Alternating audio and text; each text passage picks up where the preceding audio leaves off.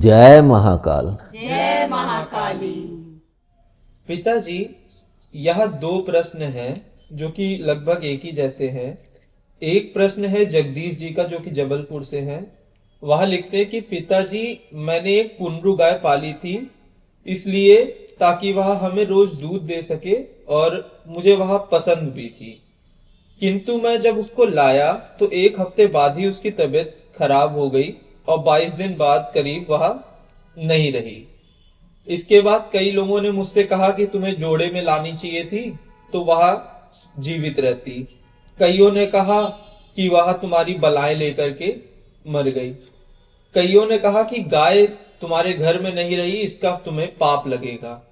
तो क्या यदि कोई पशु अनजाने में नहीं रहा तो क्या इसका पाप हमें लगता है, और इससे हम मुक्ति कैसे प्राप्त करें? और दूसरा प्रश्न है शुभम जी का जो कि हरियाणा से है। वह लिखते हैं कि पिताजी, मुझे डॉग बहुत पसंद है और बचपन से ही डॉग पालने का बहुत शौक था, किंतु माता पिता मना करते थे कि वह बलाएं ले लेते हैं तुम्हारे घर की और तुम्हारी, और जब तुम उसको पालने लायक हो जाना तब उसको पालना। अब जब मैं उसके लिए सक्षम हुआ तो मैंने डॉग पाले और 6 डॉग को गोद लिया और 2 रोड साइड डॉग को भी गोद लिया, किंतु अभी 13 नवंबर को उसमें से एक डॉग की अचानक मृत्यु हो गई। सब बोले वह घर की तुम्हारी बलाएं लेकर के चला गया, किंतु मुझे बहुत दुख हुआ। अब मैं उसकी आत्मा की शांति के लिए क्या करूं, और क्या मैं अपने बाकी बचे हुए डॉग को किसी संस्था को दे दूं? जैसा कि आपने कहा कुंदरू गाय लाए पाले, तो एक थी, जोड़ा नहीं था इसलिए मर गई। सबसे बड़ी चीज़ क्या होती है कि हम लोग जब किसी चीज़ को पालते हैं, चाहे वह पेड़ हो पौधा हो, पेड़ तो खैर जब बड़े हो जाते हैं तो कोई उसकी उतना वो नहीं रहता है, लेकिन उनको भी खाद पानी चाहिए होता है। उसी तरह से पौधे को ज़्यादा चाहिए होता है, मतलब खाद पानी ज़्यादा नहीं चाहिए उनको, कि उनका ख्याल अच्छे से रखो, उनको कैसे साफ सुथरा और कैसे उनको क्या चीज़ चाहिए। उसी तरह से प्रत्येक जीव को, चाहे वह गाय हो, कुत्ता हो या पक्षी हो, कोई भी हो। आप कह रहे हैं कि गाय और कुत्ता आपकी बलाएं ले लेता है, मैं तो यहाँ तक कहता हूँ कि हमारे घर के पेड़ पौधे भी हमारी बलाएं ले लेते हैं। मेरे घर का एक वाक्या भी है कि नीम का पेड़ एक दिन में सूख गया और उसकी पत्ती एक दिन में पीली पड़ गई थी। तो मेरे से भी सबने यही कहा था कि यह तुम्हारे घर की बलाएं ले गया, और यह बात मुझे भी कि हरा भरा पेड़ एक दिन में कैसे सूख जाएगा। उसी तरह से मैंने तोता पाला, तो वह भी ज़्यादा दिन तक जीवित नहीं रह सका, और एक कुत्ता भी पाला था तो वह भी नहीं रुक पाया। लेकिन इसका सबसे बड़ा कारण यह होता है कि आप जैसे कह रहे हैं कि हमें पाप लगा या वो, तो ये पाप नहीं होता है। अगर हमने उनको पाला और उनकी सेवा नहीं की, उनको खाना भोजन नहीं दिया, तब तो वह पाप की श्रेणी में आता है। और अगर हमने उनका ख्याल रखा और सब कुछ सेवा भी की, सब कुछ किया, उसके बाद भी वो जीवित नहीं बचे, और अगर वो हमारी बलाएं ले गया, तो ये शायद उस प्रभु को मंजूर था कि उस जीव की इतनी जल्दी मुक्ति हो गई। शायद वह हमारे प्रेम और भाव के कारण उसने हमारी बला लेके अपने इस जीवन से मुक्ति पा ली। आखिर हम लोगों के सनातन धर्म में कहा भी जाता है कि कितनी योनियां मरने के बाद ली जाती हैं। अच्छे मनुष्य जन्म मिला है तो अच्छे कर्म कर लो ताकि फिर से मनुष्य योनि प्राप्त हो, नहीं तो तमाम योनियों में भटकोगे। और अगर किसी जीव को उस योनि से मुक्ति मिल रही है तो वह पाप की श्रेणी में नहीं आता है। और गाय शुभ होती है, अकेले भी पालो लेकिन उसको प्रेम चाहिए, देखभाल चाहिए। कोई भी हो, आप कुत्ता भी पालो उसको भी प्रेम चाहिए, पक्षी पालो उसको भी प्रेम चाहिए। आप उससे प्रेम से बात करो। आप, मेरे यहाँ भी गाय पली थी, तो हम लोग छोटे थे जाते थे, तो उसके यहाँ पे नीचे ऐसे सो रहा हो तो वो और गर्दन ऊपर कर देती थी और सो रहा था, बड़ा अच्छा लगता था, बड़ा वो जब जाए तब वो बड़े प्यार से। तो आप यहाँ तक देखो कि हम लोगों से ज़्यादा, जबकि पशु कोई भी घड़ी नहीं बांधता है, चाहे पक्षी हो, आप उनको भोजन देने लगो। आपने अगर रोज़ सुबह 8 बजे या रात में 8 बजे किसी पशु को रोटी खिला रहे हैं, तो आप देखेंगे वो 8 बजे के करीब आपके वो द्वार पे ज़रूर से ज़रूर आएगा। इसको आप कभी भी आजमा लो। आप किसी एक पशु को या किसी पक्षी को सवेरे आप दाना डालो, तो आप देखोगे उस समय वो ज़रूर आएंगे और धीरे धीरे और भी संख्या बढ़ती जाएंगी। तो बिना घड़ी पहने उनको एक्यूरेट टाइम का कैसे पता चल जाता है? तो इसका सबसे बड़ा कारण है कि प्रभु ने उनके दिमाग में भी तो वो सब चीज़ें फीड की हैं। हम लोग जान सकते हैं, वो बिना जाने दिन और रात के ही कैलकुलेशन से ही तो समझ लेते हैं कि हाँ अब समय हो गया, हमें वहाँ पहुँचना है। जबकि अगर आप यहाँ तक देखेंगे तो कहते हैं कि जब कोई विपदा आनी होती है, जैसे भूस्खलन या भूकंप या फिर कोई बवंडर तूफान वगैरह, तो सबसे पहले वहाँ से पशु और पक्षी ही भागते हैं। आप उनको उड़ते हुए भागते हुए देखेंगे या विचलित देखेंगे, वो विचलित हैं तो वो वहाँ से। और यह चीज़ें जब कोई बुरी आत्मा भी घर में होती तो वह भी वहाँ पे पशुओं को एक तरह से वो बिदकते हैं, भागते हैं वहाँ से। हम लोगों को यह एहसास नहीं हो पाता।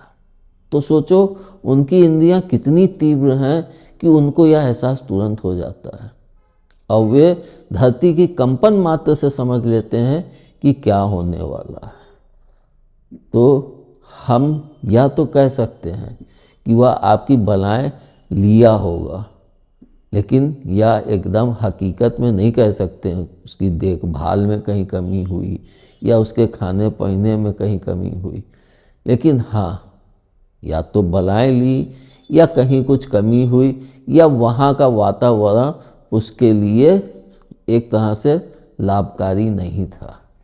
जबकि हमने यह भी देखा है कि अगर वातावरण लाभदायक होता है तो भी पशु पक्षी जीवित अधिक समय तक रहते हैं। चाहे पशु पक्षी हो चाहे मानव हो, सभी को वातावरण उसके अनुसार ही चाहिए। अगर आप हैं, इंसान हैं और आप अंडरग्राउंड में कहीं रहेंगे तो आपके अंदर वहाँ पे जब आप ज़्यादा दिन तक अंडरग्राउंड में रहेंगे तो धरती के अंदर निगेटिविटी बहुत होती है। आप ज़्यादा दिन रहेंगे, धीरे धीरे आप अस्वस्थ होंगे, धीरे धीरे आपको अपने अंदर एक ऊर्जा का ह्रास होते दिखेगा।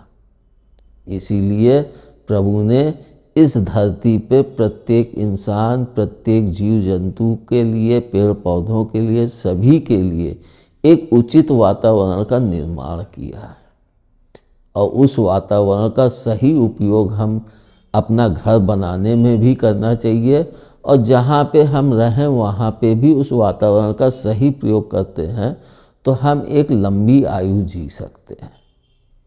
और जैसे कि पाप से मुक्ति कैसे पाएं, तो पाप से मुक्ति का तो सिर्फ एक ही है, भगवत भजन। जितना हम नाम जप कर सकते हैं, अगर हम उस पे ज़्यादा सोचते हैं कि ऐसा मेरे कारण हुआ है तो हम और पाप के भागी हो जाते हैं, क्योंकि हम उसको दिन रात सोच सोच के अपने को पापी मानने लगते हैं। तो हम अपने को पापी मत माने। हमसे मैंने कुछ तो नहीं किया है, उसकी सेवा की, लाया तो उसको प्यार के लिए था कि लाऊंगा, पालूंगा, दूध मिलेगा, उसकी सेवा करूंगा और उससे हमारा भी मन लगा रहेगा, उसका भी वो रहेगा। तो लाया तो इस उत्साह के कारण है, लेकिन उसको वह वातावरण नहीं उचित लगा या उसके कोई बीमारी थी या कोई भी कारण हो सकता है, तो फिर उसके मरने पे आप पाप के भागी नहीं होते हैं। कुछ लोग यहाँ तक सोचते हैं कि हमने गाय के बच्चे को दूध नहीं पीने दिया और उसको हटा दिया, तो आप इस पे भी कि गाय के बच्चे को दूध पीने दें, एक लिमिट तक पीता है, उसके बाद उसको अपनी खुराक पे ही जीवित होना पड़ता है। जब तक वह उस लायक नहीं होता है कि भूसा या हरी घास वगैरह खा सके, तब तक वह माँ के दूध पे ही निर्भर होता है। लेकिन जब वो थोड़ा सा बड़ा हो जाता है तो फिर वह थोड़ा सा तो दूध पीता है। लेकिन हमने यह देखा है, जो चट्टे में दूध लेने जाता था, क्योंकि मिठाई की दुकान थी, तो देखता था कि बच्चे को ज़रा सा लगाया और फिर उसका मुंह हटा के और दूध दूहने लगे, क्योंकि माँ है। जैसे ही बच्चे ने थन में मुंह लगाया, वह अपने दूध को छोड़ देती है। पहले मैं इसको नहीं समझ पाया, तब मैंने जो भैया थे वहाँ उनसे पूछा, तो उन्होंने कहा कि इसलिए लगाते हैं कि थोड़ी देर बच्चे को दूध माँ का मिल जाए, और उस समय फिर माँ अपने दूध को अपने थन में छोड़ देती है। तो जब वह प्रचुर मात्रा में थन में पहुँच जाता है, फिर हम उसको धो के और आप लोगों को देते हैं। नहीं तो बहुत सी गाय जो है वो अपने दूध को खींच लेती हैं, तो आपको दूध भी उतना नहीं मिलता है। जब यह बात उस चट्टे वाले भाई ने बताई, तो अब मैं समझा कि पशु में भी कितना ज्ञान है। अगर प्रेम दोगे तो वह आपके लिए हमेशा न्यौछावर रहता है, आपकी बलाएं तक ले लेता है। सोचो, एक इंसान नहीं बला ले पाता है, लेकिन एक पशु, पक्षी, पेड़ पौधे, ये सब बलाएं ले लेते हैं। पालना है, अच्छे से पालो, लेकिन यह मत सोचो कि हम पाले हैं, मर गया तो इससे हमें पाप लगेगा। पाप तब लगता है जब हम उसको दुख देते हैं, कष्ट देते हैं, या फिर उसको मृत्यु के लिए छोड़ देते हैं, तो वह हमारे लिए पाप की संज्ञान में आ जाता है। वरना ऐसे उसकी मौत होती है तो वह पाप में नहीं गिना जाता है। नहीं तो ऐसे तो हमारे माता पिता भी मरते हैं, स्वर्गवासी होते हैं। कुछ भाई जवानी में चले जाते हैं, तो क्या उनके लिए भी हम पापी होंगे? तब तो हम नहीं सोचते हैं। तो प्यार मोहब्बत ऐसी रखो कि सब में समान रहे, तो हम ना तो पापी हैं और ना हम यह सोचें कि हम इनको नहीं पाल सकते हैं। सिर्फ हम इस पे गहन अध्ययन करें कि कारण क्या। अगर बला ली है तब तो बात अलग है, और अगर वहाँ का वातावरण उसके लायक नहीं है या उसकी देखभाल में हमसे कमी हुई है, तो उससे हमें सीख लेके कि आगे से हमसे दोबारा ऐसा ना हो। धन्यवाद।